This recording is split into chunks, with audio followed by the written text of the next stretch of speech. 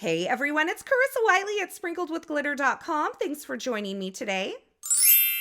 Today I am sharing a beautiful spring themed card featuring some brand new products from Pretty Pink Posh. You might remember last week I created another Easter themed, actually 2 Easter themed shaker cards using this same release, and I wanted to revisit it because there's so many great products in it.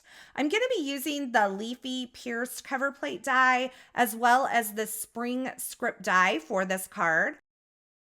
Now, I'll also be using the Sentiment Strips Easter stamp set, which I used in last week's cards as well. There's some great spring and Easter greetings in this. And finally, I'll be using the Stitched Butterfly die set. Now, I love this because there's tons of different designs of stitched butterflies and some more simple butterflies. And then there's a bunch of different size bodies for each of the butterflies. So you can see all of the different body sizes here. I'm going to actually layer a couple of these up, and I am cutting the more simple butterfly from some Vellum and the stitched butterfly from some white cardstock, and I'll be using some gold cardstock. This is matte gold cardstock from Concord and 9th to die cut the body. Now I'm going to go ahead and do all of my die cutting on the front end of this card because I kind of like to get it all prepared, especially if I already know kind of where I'm going with my card and I have a general idea for this card. So you can see I use this really fancy method of throwing my dies on my desk to remove the die cut from the die. And I'm also die cutting the spring script word from some white cardstock. And I will tell you that ahead of time, I went ahead and die cut this 4 additional times from some white cardstock, and I stacked those up using some liquid glue to give this some dimension. So we'll just set this particular one aside because we're going to do some ink blending on that. Now I'm also going to use this pierced Leafy cover plate from Pinkfresh Studio, and I'm going to die cut it from some white cardstock. There's going to be a lot of white on this card with little pops of color, but I thought this was so beautiful to create a tone-on-tone background. So once I run that through my die cut machine, I'm just making sure that everything kind of cut correctly before I remove it from the die.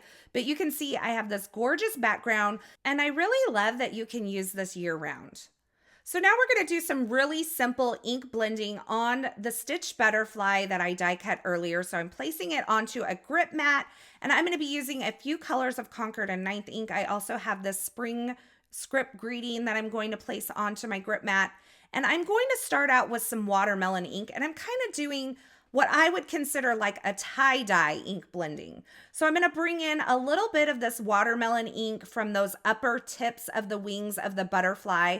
I'm just blending that on there. And by the way, I discovered that this large waffle flower grip mat is great for holding your ink pad in place also. So if you have some room on your grip mat, you can just add your ink pad to the upper corner and it stays in place really nicely on that grip mat.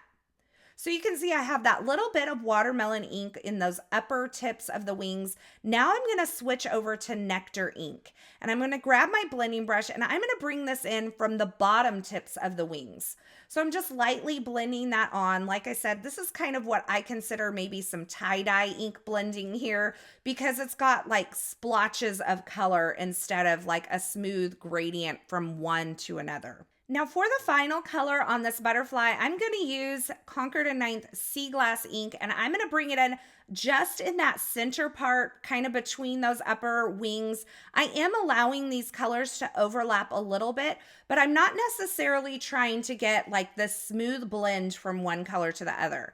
I'm just adding kind of patches of color to give it the feel of a butterfly with all of the different sections of colors in their wings.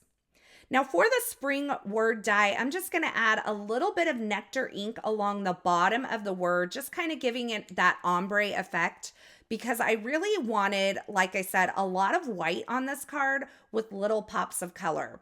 So I didn't want the color on that word to be overwhelming, so I just blended a little ink from the bottom. Now I'm taking the body of my butterfly, I'm adding a little bit of liquid glue to the back side of it, and I'm laying that on top of the vellum layer that I created.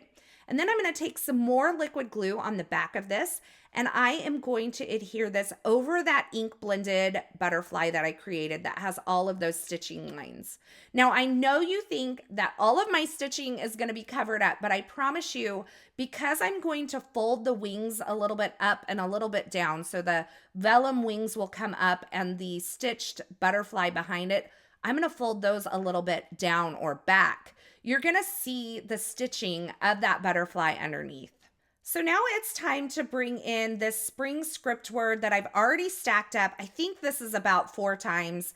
I set it aside on a sticky mat so that it would all stay in place and I wouldn't lose the little tittle on my eye. And now I'm just going to add a layer of liquid glue over the top of that stacked up die cut and add my ink blended die cut over the top of that. So this is going to have a lot of dimension. It's really going to make this kind of delicate scripty greeting have a lot of weight on the card. Now I'm going to take my sentiment from that Sentiment Strips Easter stamp set, and I'm stamping that using Nectar ink onto some Nectar cardstock, and then I'm going to trim that down into a strip. I'm using a Fiskars trimmer here that has a wire guide so I can see exactly where I need to trim it. Now I am going to tuck this sentiment strip underneath that spring word die. So I added a little bit of liquid glue to the back side of the lower part of that S and then the descender on the P, and I kind of adhered those together. And this is where I decided I wanted a second butterfly. So I chose a smaller butterfly to die cut from some vellum, as well as the body that kind of corresponded with that. I'm going to adhere these together using some liquid glue. And this smaller butterfly actually has vertical stitching lines on it, so it's going to add a lot of texture to that. I also used the new Eyelet Circles die set from Pretty Pink Posh, and I die cut that from some Blush Luxe cardstock from the Paper Source. I love this color, and it looks so good with all of the other colors. I actually used this in last week's Pretty Pink Posh videos as well. And so once I have that die cut, I'm going to take some liquid glue, add it to the back of my spring script word that has that little sentiment strip attached to it. And I'm going to adhere that to the bottom kind of left side of this eyelet circle. Now I have a double layer of foam adhesive behind the body only of this butterfly. And I'm adhering that kind of to that right side of the circle. And that double layer of foam adhesive behind the body only allows me to kind of fold those stitched wings that are in the background back and the vellum wings up and kind of create some distance between them. Now the second little butterfly, I'm kind of nestling in up here. You can see I'm just trying to get the right placement. And sometimes it takes me a minute to figure out exactly where I want something. Now, I really loved this card, but I wanted it to have a little bit more color. And this was an opportunity for me to bring in the colors that I used on the wings of the butterfly. So I'm just taking 1/8 inch paper strips and some liquid glue and adhering them to my pierced leafy cover plate background that I created.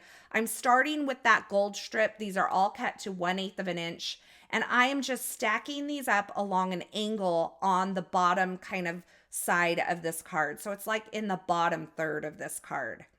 Now I started with the gold cardstock from Concord and 9th, and then I added sea glass.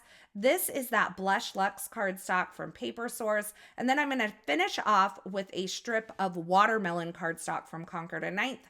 And once I have those strips in place, I just trim down the excess, and then I'm going to place this little circle kind of cluster here using some foam adhesive onto my card front. Now you'll see me kind of moving this around again, just like I did with that butterfly, making sure I have the right angle. I'm using some reverse grip tweezers from Pinkfresh Studio to kind of keep my fingers out of the way so I can really see everything. And once I have that adhered, I'm going to flip this pierced leafy background over. I'm going to add some liquid glue to the back side of it, making sure it's not coming through all those little pierced holes. And I'm going to place that on top of a blush background. And then that entire thing I placed onto an A2 size card base. I'm finishing this card off with some sparkling clear sequins from Pretty Pink Posh. These are my absolute favorite of all time. I'm not over them yet. I can't help it.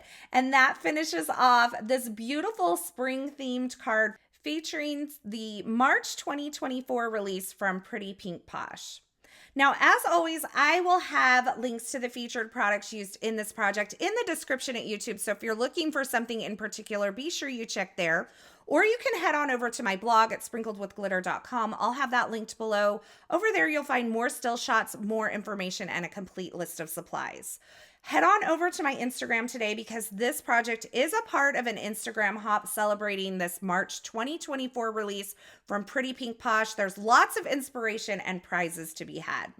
As always, thanks so much for stopping by and hanging out with me today. I hope you enjoyed this video and I hope you enjoyed this project. If you did, be sure to give this video a thumbs up and don't forget to subscribe and turn on the notifications here so you don't miss any of my paper crafting and card making video tutorials. Thanks again for watching, and until next time, I hope you have a fabulous day.